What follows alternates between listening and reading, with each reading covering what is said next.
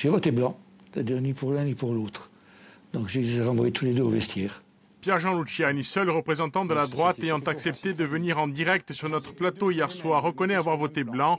Le même vote a été effectué par Christine Malfroy pour la France Insoumise. Je ne sais pas si je dois répondre à cette question, mais par contre, j'ai voté parce que j'étais en mémoire de toutes les femmes qui se sont battues pour avoir le droit de vote, et j'ai voté blanc. Le ni Macron ni Le Pen, de ces représentants des principaux candidats éliminés au premier tour, expliquent pour partie les 8% de votes blancs ou nuls. Hier, les urnes ont été boudées en Corse par 35,98% des inscrits. C'est 10 points de plus que le taux national. Hormis par les soutiens des deux finalistes, aucune campagne n'a été faite sur le terrain. Les élus de droite qui ont appelé à voter Macron, notamment à Ajaccio, se sont peu mobilisés. Côté nationaliste, le Rhino avait appelé à s'abstenir dès le premier tour.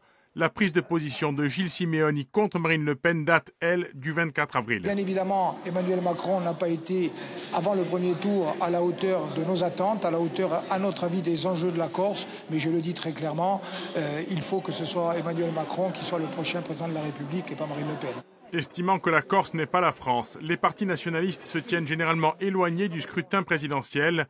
Jean-Guy Telamogne, lui, s'est toujours abstenu.